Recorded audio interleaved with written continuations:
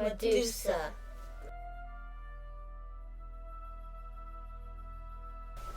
The ancient Greeks believed that their lives and deaths were controlled by their fates. But how a person arrived at his or her destiny was another matter.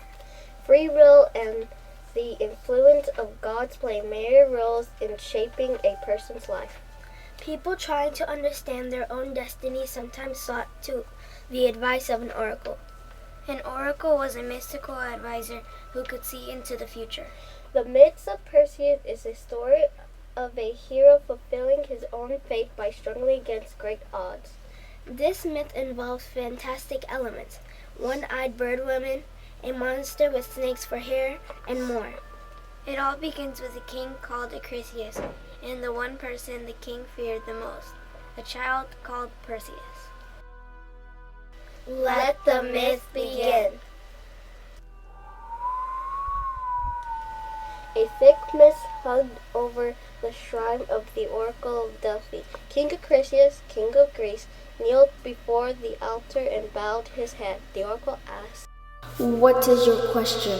I'm growing old and I do not fear death, for my life has been rich and my kingdom is great. But I fear all will have been nothing for if I have no son to inherit my throne. Foolish ruler, why do you dwell on what you do not have possessed instead of rejoicing in what you have? You have no son, but your daughter is strong, royal, and beautiful. Why will you not be content that the gods have blessed you with such a beautiful, loving child? Because I want a son, a boy to inherit my kingdom, a boy to raise my own image. Don't call me ungrateful, just tell me, will I have a son? You will have no son, but fear not, arrogant mortal. Your daughter, the knightly, will bear a son. Hers the child who will inherit your throne. Ah, a grandson. Wait, you rejoice too soon. There is more to my prophecy. Yes, you will have a grandson. He will grow to be a man, and you will die by his hand. What? I am to be murdered by my own flesh and blood? Surely it is not possible. The mist began to swirl about the oracle, and she vanished, leaving her deep voice echoing through the hills. The prophecy cannot be changed, cannot be changed, cannot be changed.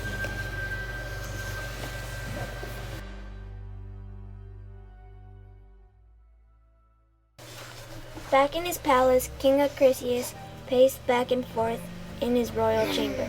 He spoke with his ministers. Must I submit like a sheep to this prophecy? No, I shall not. There must be a way.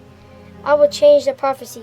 My grandson will not murder me, for I will have no grandson. I will kill his mother before he is born. No, sir, you must not. The gods will never forgive you for slaying your own daughter.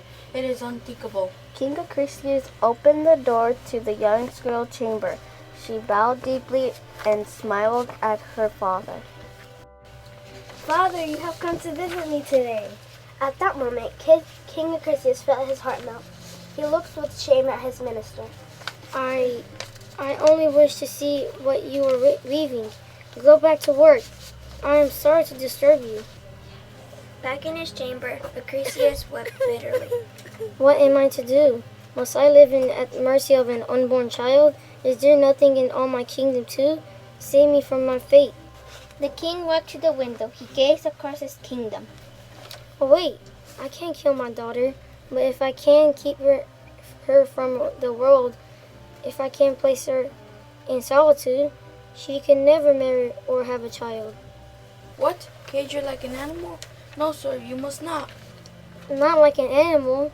Cage, yes, but like a royal princess in a broad chamber beneath the earth.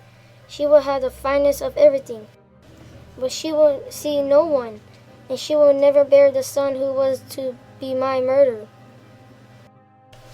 The king clapped his hands. Ah, Zeus, your laws are strict, but I have beaten you. I must not kill my own daughter. No, but she will have no son. I will see to it.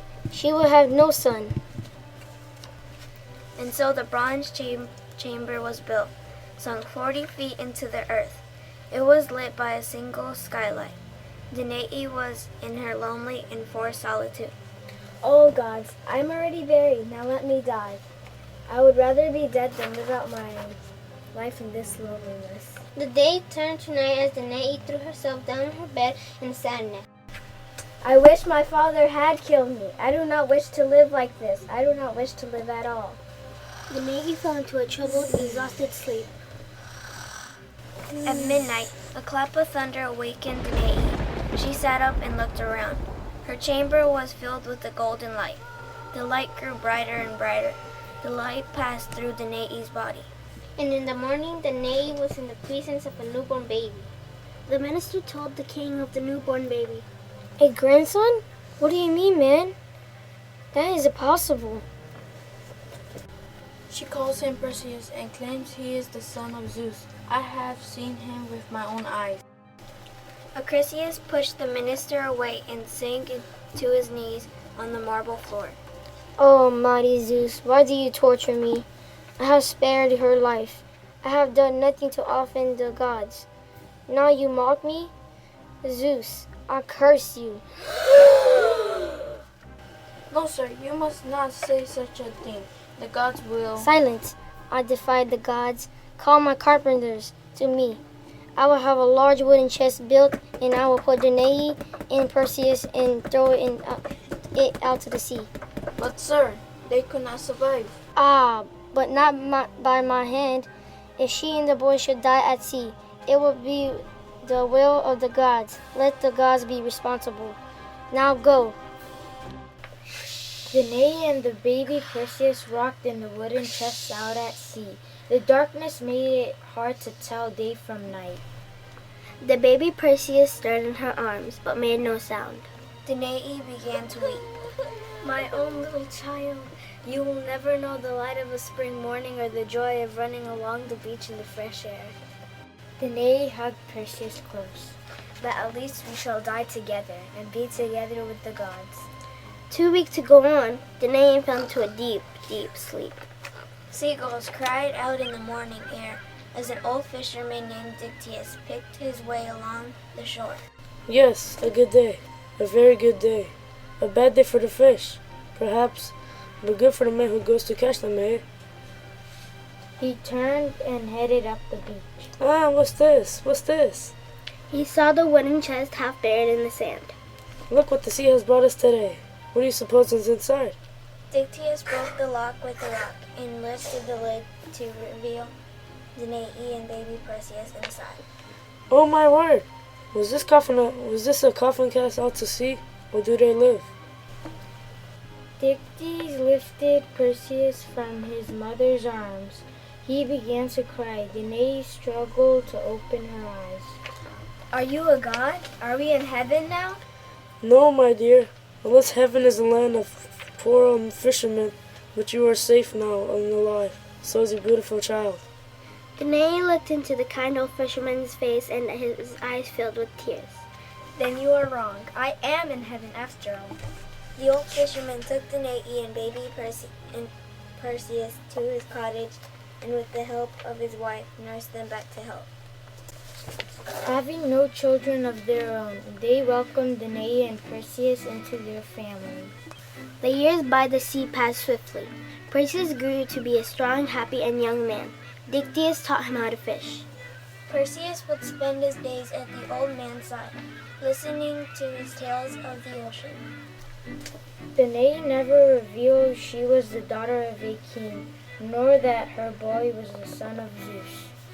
One day, as Danae was out near the sea, King Polydectes, the greedy, selfish ruler of the island, saw her and decided he must have her as his wife. Polydectes could not take his eyes off the beautiful young woman. How extraordinary! Polydectes' thoughts were interrupted by the sound of footsteps on the road behind them. The king turned to see young Perseus. Hold, boy! Perseus stopped and looked back.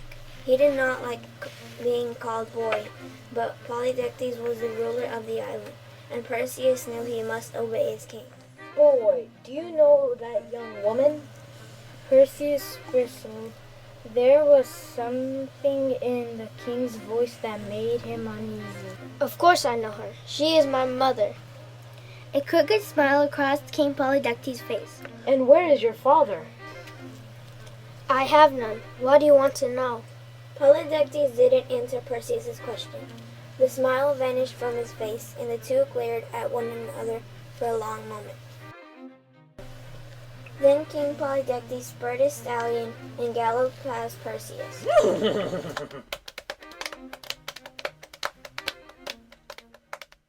Time went on. Then one day a message arrived. Well, Perseus, it is an honor that you have been chosen to go to the king's banquet. I suppose so, but I wonder why he chose to invite me. Perseus shrugged and turned away. He remembered the king's cold stare and invitation made him uneasy. No, he didn't trust Polydectes. He would go to the banquet, but he would keep a close eye on the king. Perseus was surprised he was enjoying himself at the banquet. One of the king's servants rose and called for attention.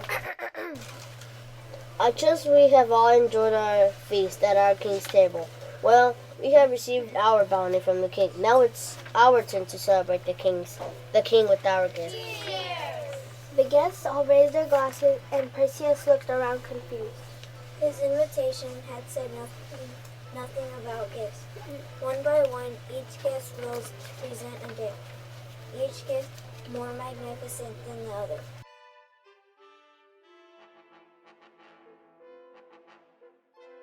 With each presentation, Perseus felt his embarrassment grow. He had not known this was to be a ceremony for giving of expensive gifts. After all the other guests had risen to make their presentations, the king turned to Perseus. Well, Perseus, have we saved the best gift for last? Tell us, what have you brought me, boy? Perseus did not know what to say. He realized the king purposely set out to humiliate him. His face burned red with embarrassment. Perhaps, sir, my gift is the greatest. You know I have no riches to share with you, but I will give you a gift of my own strength and courage. Anything you wish me to do, I will do for you. All right, I want you to bring me the head of Medusa. The guest gasped, then laughed. Surely the king was making a joke. No mortal dared even approach Medusa. Her hair was made of writhing snakes, and the very act of looking upon her face turned mortal men to stone. Perseus looked around at the other guests. The laughter stopped, and all eyes were on him. Well, I will do it. I will bring you the head of Medusa. The crowd watched as Perseus marched out of the hall. I am an idiot. I am a proud and arrogant fool. How could I promise to slay Medusa? I am not a warrior. I am a fisherman. What shall I do? Don't even know where the Gorgons lived. I am an idiot. Perseus scooped up a handful of sand and threw it into the waves. That very night, Perseus set out to seek advice and help from the Oracle of Delphi.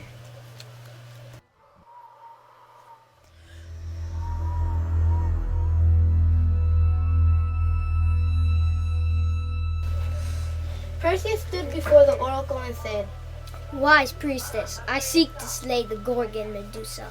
I ask for your help.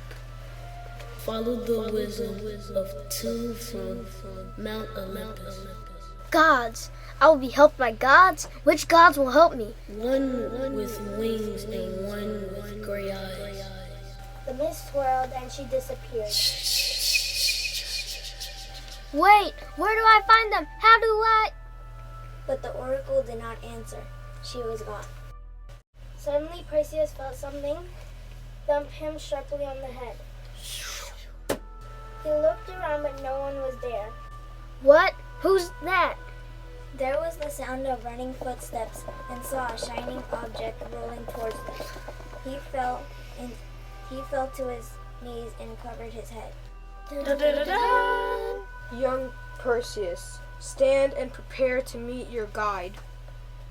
Perseus looked up, and standing before him was a grinning young man with wings on his ankles and a golden wand in his hand. Greetings, Perseus. Hermes here to do your bidding. Do you know of my quest? Certainly. That is why I'm here. I have a gift for you, my friend. Hermes pulled out a curved sword. This is the right tool for your job. It cannot be bent or broken by the monster's scales. You use it and Medusa's head will be yours. But how can I ever get close enough to use it if the Gorgon's face turns all living things into stone? A good question. Sister, we need you now. Suddenly, the wind picked up. There was a clap of thunder. And in a blinding flash of light, a strong woman holding a shiny bronze shield appeared before Perseus. Pallas Athena, my sister. She is very strong. So this is one who bragged he could kill Medusa. Yes, I know. I fear it is impossible. For how can I slay her if I can't even look at her? It was not a very smart promise to make. Athena handed her shining bronze shield to Perseus. Perseus, you can see it in your reflection on this shield. Forget your fear, Perseus. Use the shield and you will know where to swing your sword. Now I must go. She vanished in a flash of Zeus's lightning. Well, let's go to the monster. But you are far from ready, Perseus.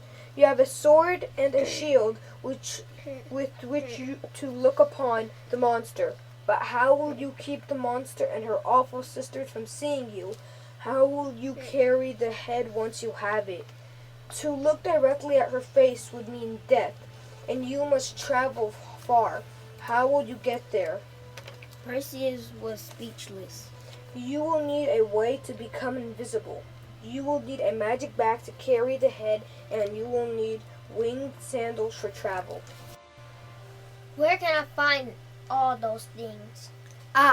All these gifts are in the possession of the nymphs of the north. I am sure they would gladly give them to you. But to find the nymphs, we must get directions from the Grey Woman. But let me warn you that seeing them may give you nightmares for the rest of your life.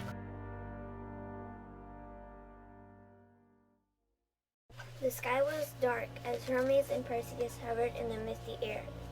The two had flown all night to reach the Grey Women. They're out, look.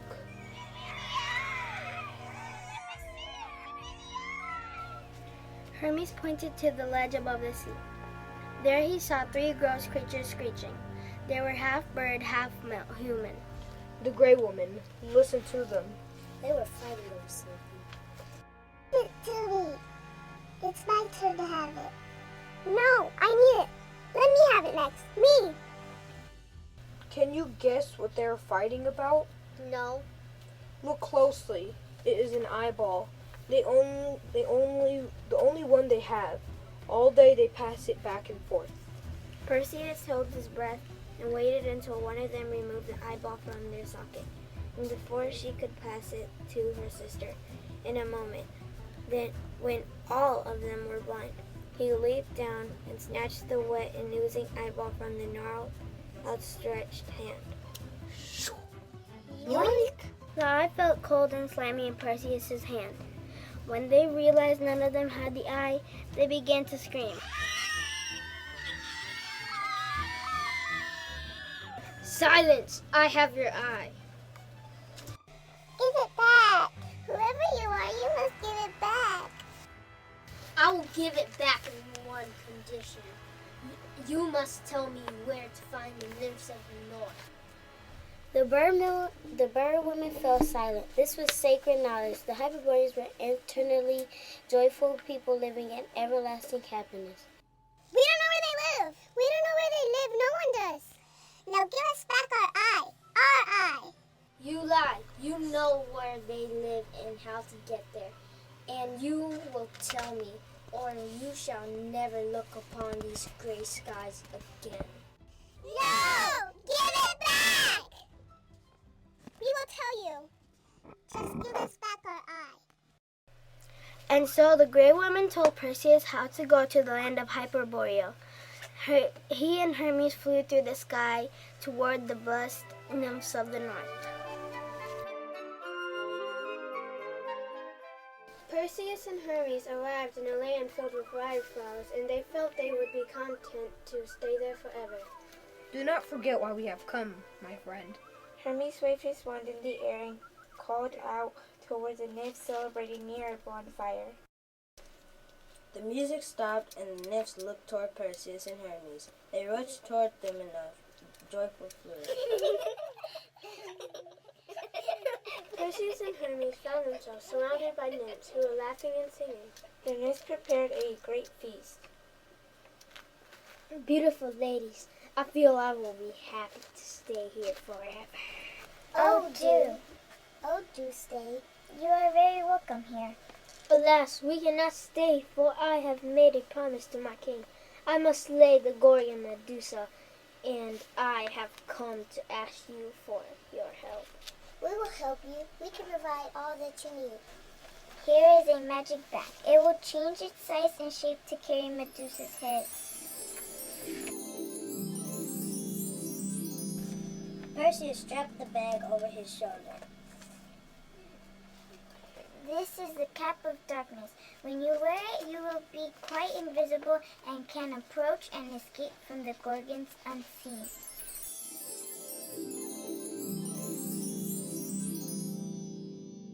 And finally, we have a pair of winged sandals. With these, you shall be able to fly like Hermes.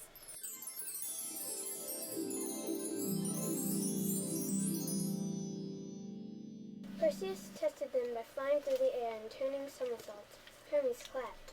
Then Perseus realized he no longer has reason to delay his journey to the Gorgons, and the task laid before him was terrifying.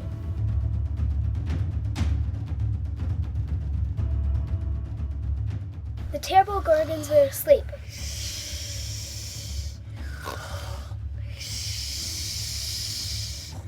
The three giant winged bodies with their scales shining and claws showing lay on the beach. Perseus stared at the Gorgon reflection in Athena's shield. Of the three, Medusa was by far the most awful. The snakes around her face moved incessantly. The fangs that hung from her twisted mouth were the color of vomit.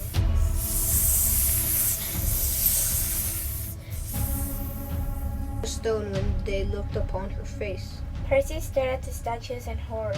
Well, are you ready? Perseus did not speak. You have a sword, a shield, winged sandals, a magic bag, and a cap to make you invisible. You have everything you need. Yes, everything but courage. You can do it, Perseus. You can defeat this monster like me. You are the son of Zeus.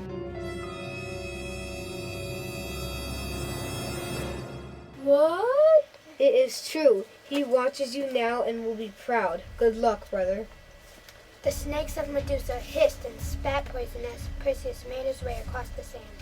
Staring into Athena's shield, he approached the hideous monster. At last he was close enough to strike. He could smell the monster's foul breath. He raised his sword high above his head. Then, staring at Medusa's reflection in the shield, Perseus swept the mighty sword through the air, and in a single stroke he severed the head of Medusa. A horrible sound escaped from Medusa's fanged mouth, and blood gushed onto the sand. Her two sisters awoke and reared up in anger. Perseus grabbed the head and stuffed it into the bag. He pulled on the cap of darkness and vanished from the angry sister's sight. Only the magical bag could be seen dangling in the air as Perseus flew away. Then he paused, pulled off the cap of darkness, and held Medusa's head up to the heavens for Zeus to see. Then he looked around him and realized Hermes was nowhere to be seen. But Perseus knew his brother had left him and would not return. Now, a hero is his own right. Perseus was on his own. Perseus flew toward home. Along his way, he looked down and saw a horrifying sight. A beautiful girl chained to a rocky ledge near the shore. Perseus flew down and hovered above the girl. Her hair was glowing, in the wind, and tears rained down her face. Beautiful maiden, who are you? I am Andromeda, daughter of Queen Cassiopeia. But do not call me beautiful. You will anger the gods, and you will see before you what the anger of the gods can bring. But you are beautiful. I shouted to the heavens. Why are you chained here? It's my mother's fault. She boasted that she and I are more beautiful than Poseidon's daughters. This enraged Poseidon.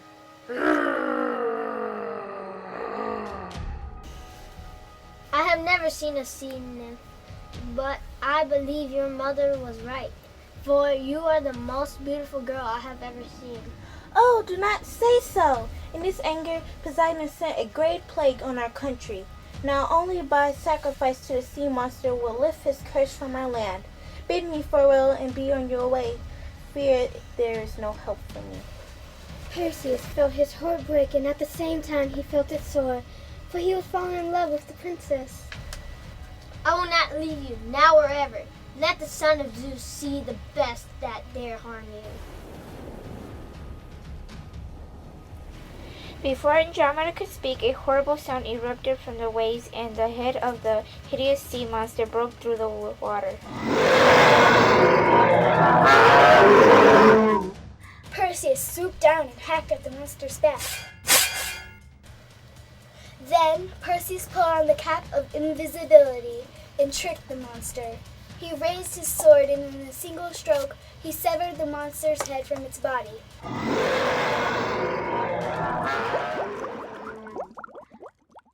The sea flowed red with the serpent's blood as Perseus loosened Andromeda's chains.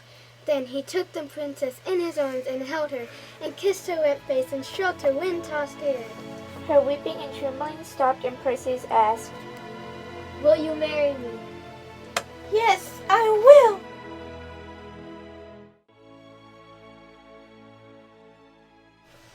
And so they were married in a palace lit with torches and flowers hung from the ceiling. Following the wedding, Perseus knew he must complete his task and deliver the head of Medusa to King Polydectes. Perseus entered the palace and stood before King Polydectes. All eyes were on him. Get out of here! I don't care about you anymore. Ah, but you never did care about me. You only sent me for Medusa's head to get me out of your way. You thought my quest would surely cause my death, and it would have, had the gods not favored me. What? What are you talking about? I am saying that I have succeeded. Succeeded? At what? Look, I have brought you the gift of your heart's desire. Polydectes began to understand, but before he could turn away, Perseus yanked the head of Medusa from his satchel and held it high for him to see. Polydectes, the cruel ruler, was frozen for all time with a look of stark terror on his face, the coward exposed and the son of Zeus revenged. The old fisherman became the ruler of the island. Soon after, Perseus spoke with his mother about returning to Greece to see her father, Acrisius. These many years may have softened his feelings toward us. Don't you want to see him again? Just to be reconciled with him? The things he did to us were unforgivable. Yes, but fear can move us all to terrible extremes, and we turned out all right, didn't we? What need do we have to bear a grudge against him? Mother, you should see your father before he dies, otherwise you will carry the burden of your anger toward him all your life. All right, my son. With you and Andromeda at my side, perhaps I can face whatever must be faced. And so they set out for the kingdom of Greece. Perseus was told of a great athletic contest being held in the north. It was not far out of our way. I would like to drop anchor there and enter the games. His mother and wife agreed. Perseus was an excellent athlete, and winning such a contest would bring great honor to the island. The sporting arena was filled with cheering spectators.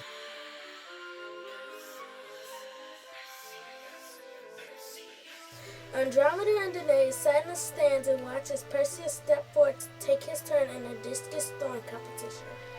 Perseus drew back his arm and hurled the discus through the sunlit sky. But as the crowd watched and cheered, the discus swerved unpredictably from its path and landed in the crowded stands. The spectators cried out in horror. Perseus and Andromeda and Danae rushed to the spot where the discus had landed. There they found a crowd gathered around an old man lying on the ground, unconscious from the blow of Perseus' disc. All stand back from Acrisius. Acrisius? Is that Acrisius, king of Greece? He was once the king of Greece, until he was overthrown. These games were to be in honor of his visit. Now, they will be in honor of his death. Father, it is your daughter. And it was your grandson who did slay you, Father. It was an accident, Father. But the prophecy of the oracle could not be changed. The king's dark eyes flashed with recognition and love as he looked upon Danae's grieving face. And when the old man's eye rested on Perseus, a sad and bitter smile flickered across his lips. Then he did not breathe again. Perseus gave the Gorgon's head to his favorite goddess, Athena. Perseus, the hero, his troubles and quests having come to an end, has no more need for The deadly power of Medusa.